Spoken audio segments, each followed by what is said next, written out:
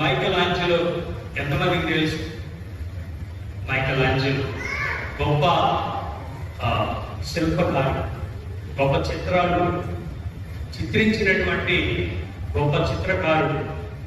Vatican సిటీకి మనం Rome నగరం వెళ్తే పునీత పేతురు గారి యొక్క పెద్ద సెయింట్ పీటర్స్ కథీడ్రల్కి వెళ్తే ఆయన రచించినటువంటి, ఆయన చిత్రీకరించినటువంటి అనేకమైనటువంటి చిత్రాలు ఉన్నాయి. అంత గొప్ప గొప్ప మహానుభావుడు. ఆయనతో పాటు సహశిల్పి అయినటువంటి దొనలెంతో అనేటువంటి శిల్పకారుడు ఆయనకి ఒక పెద్ద తెల్లటి ఒక రాయిని ఇచ్చారు.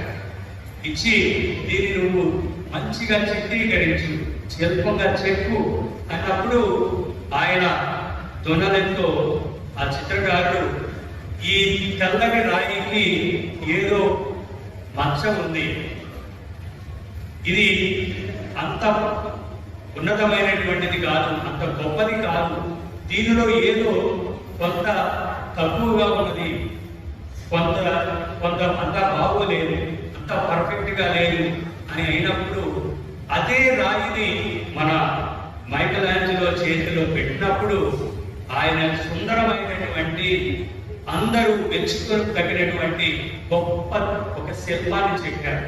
ఆ శిల్పమే దావీదు మహారాజు యొక్క శిల్పం. అది ఇప్పుడు రోమ్ నగరంలో మన సెయింట్ పీటర్స్ బసిలికాలో ఉంది. ప్రియమైనటువంటి సహోదరులారా, మనం కూడా అంత పవిత్రులుగా, అంత మనలో అనేకమైనటువంటి స్వార్థం, అసూయ, కుళ్ళు, క్షమించరానటువంటి గుణాలు ఇంకా ఎన్నెన్నో ఉన్నాయి. మరి అటువంటి గుణాలు కలిగినటువంటి మనము మహాశిల్పి అయినటువంటి మన యేసయ్య చేతిలో పెడితే ఆయన మళ్ళీ అతి సుందరమైనటువంటి వ్యక్తులుగా, అతి సుందరమైనటువంటి కుటుంబ సభ్యులుగా, అతి సుందరమైనటువంటి సమాజంగా, అతి సుందరమైనటువంటి కుటుంబ వ్యవస్థగా ఆయన తయారు చేస్తారు. కేవలం మనము ఆయన చేతిలో, మనము ఆయనకి మన జీవితాన్ని అర్పించాలి. Praise the Lord, praise the lord.